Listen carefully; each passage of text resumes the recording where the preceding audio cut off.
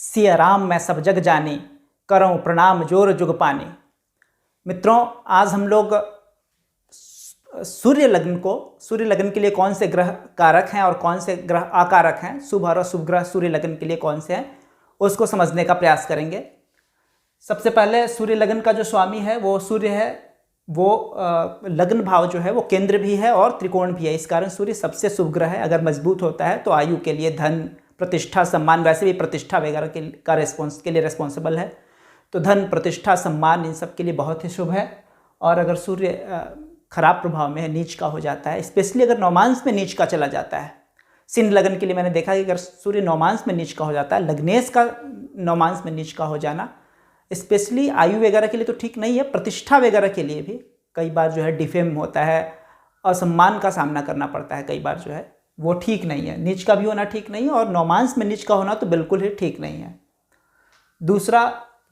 दूसरे और 11वें घर का स्वामी जो है बुध हो जाता है। तो दूसरा घर, जैसा कि हम लोग जानते हैं, सम भाव है, तो उसकी जो दूसरी राशि है वो जिस जगह पे होगी उसके अनुसार हम फल का निर्धारण करेंगे। तो दूसरी राशि जो है 11वें घर में पड़ती है। 11वां घर त्रिसडाय है, तीसरा, छठा, 11वां, ये त्रिसडाय भाव है, शुभ भाव नहीं है।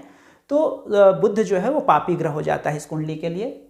तीसरा घर का स्वामी धन के लिए तो अच्छा है, आय के लिए अच्छा है वो, लेकिन वो स्वास्थ्य के लिए अच्छा नहीं माना जाता है। बुध अगर मजबूत होगा तो स्वास्थ्य में समस्याएं क्रिएट करेगा, लेकिन वो धन देगा। दूसरा घर भी धन स्थान है और 11वां घर आय का स्थान है, इसलिए धन के लिए बुध बहुत ही अच्छा है। वैसे दूसरा घर भी मारक है और 11वां घर स्वास्थ्य के लिए अच्छा नहीं। तो स्वास्थ्य की दृष्टि से बुध जो है आकारक है। शनि में बुध, बुध में शनि की दशा वगैरह अच्छा फल नहीं देंगे स्वास्थ्य की दृष्टि से। उसके बाद शुक्र तीसरे घर का स्वामी है और 10वें घर का स्वामी है। 10वां केंद्र स्थान के स्वामी के रूप में शुक्र अपनी शुभता का परित्याग कर देगा और उसकी जो दूसरी राशि है वो तीसरे घर में त्रिसडाय भाव में है और मूल त्रिकोण राशि उसकी त्रिसडाय भाव में तीसरे घर में है। इस कारण शुक्र जो है पापी ग्रह है, शुभ फल वो नहीं देगा। तीसरे का स्वामी का कमजोर हो जाना, उसका छठे, 8वें, 12वें में आ जाना और उस पर पापी ग्रहों का प्रभाव हो, शुभ ग्रहों का प्रभाव ना हो, तो विपरीत राजयोग का निर्माण कर सकता है। लेकिन फिर तीसरे घर से संबंधित, चाहे वो मित्र हो, कम्युनिकेशन हो, छोटे भाई बहन का, उसके लिए वो थोड़ा सा ठीक नहीं रहेगा। लेखन के लिए, हाथ के लिए, सांसों की नली के लिए, उसके लिए वो शुभ प्रभाव नहीं रहेगा। तीसरा घर जो जीवित व्यक्ति है, हमसे जो संबंधित है और जो हमारे शरीर का हिस्सा है, शरीर का हमारा जो भाग है, उसको डैमेज करेगा विपरीत राजयोग में, इसको ध्यान रखना होता है। इसके बाद मंगल जो है चौथे घर और 9वां भाव, एक केंद्र स्थान और त्रिकोण स्थान का स्वामी हो जाता है। अतीव बहुत ही मंगल जो है योग कारक हो जाता है केंद्र और त्रिकोण का स्वामी होकर।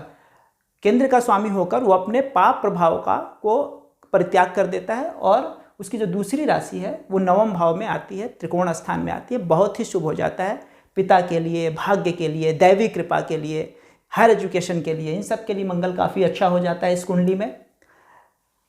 एक बात मैं पिछली बार कर्क लगन में छूट गया था, मंगल छूट गया था, शुक्र के बाद में गुरु पे आ गया था, शुक्र में इतना डूब गया कि मिस कर गया मंगल कर्क लगन के लिए और सिंह लगन के लिए, दोनों के लिए ही योग कारक हो जाता है। दोनों के लिए केंद्र और एक त्रिकोण का स्वामी हो जाता है।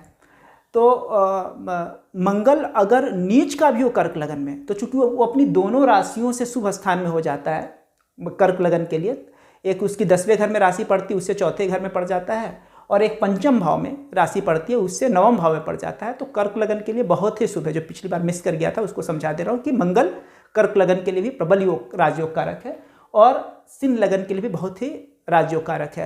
लेकिन ध्यान देना, जरा से में चीज़ें कैसे मिस कर जाती हैं। नीच का होकर भी कर्क लगन के लिए मंगल को शुभदायक माना जाता है उसकी अच्छी स्थिति के कारण।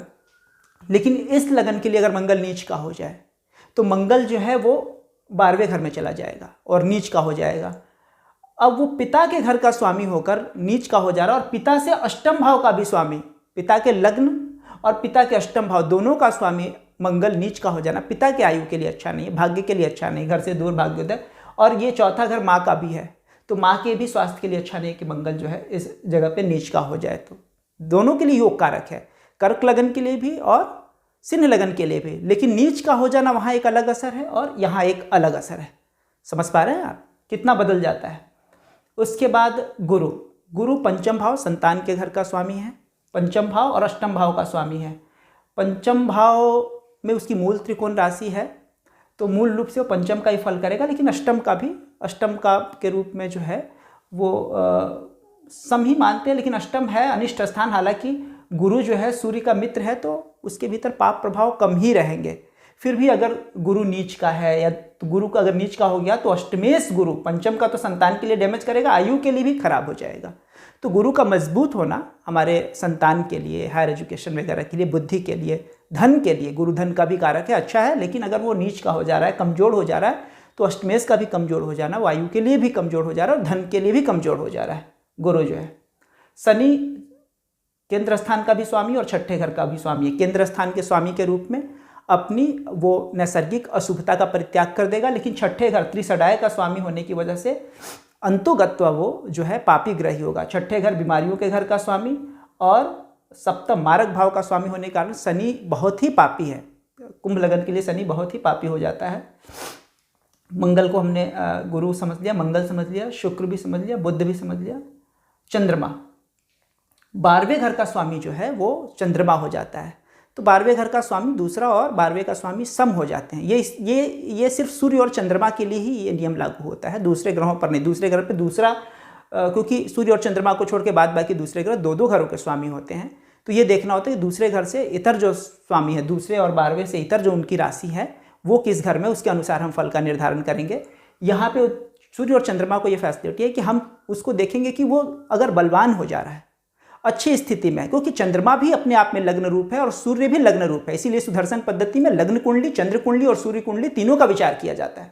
तो चंद्रमा जो है अगर वो बलवान हुआ, शुभ स्थिति में हुआ, मैंने पक्ष बली है, शुभ स्थिति में है, तो धन के लिए और लग्न रूप में भी बहुत ही अच्छा फल वो चंद्रमा करने वाला हो जाता है। मस्तिष्क भी तीक्ष्ण मजबूत कर देता है चंद्रमा पक्ष बली हो तो।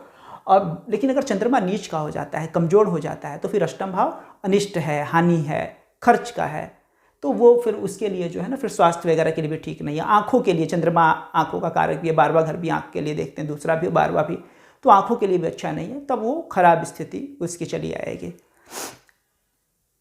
चंद्रमा के लग्न के लिए मंगल योग कारक है और शनि जो है वो पापी है।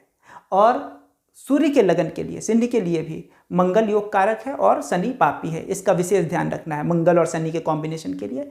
लेकिन कर्क लगन के लिए मंगल नीच का भी हो जाता है तो उसको शुभ स्थिति में मानते हैं, लेकिन यहाँ पे मंगल शुभ स्थिति में इसको किसी भी कीमत पर नहीं मानते हैं। अगर वो 12वें में चला जाता है, नीच का हो जाता है, वो पिता के लिए, माँ के लिए, स्वास्थ्य की दृष्टि से वो अच्छा ग्रह नहीं होता है। तो आज हमने सिंह लगन को समझा, इसके बाद हम कन्या लगन को समझेंगे। अगले वीडियो में हम लोग कन्या लगन के पर विचार करेंगे कि उसके लिए कौन से ग्रह कारक ग्रह हैं, कौन से ग्रह अकारक ग्रह हैं। तब तक के लिए कृष्णम वंदे जगद्गुरुम।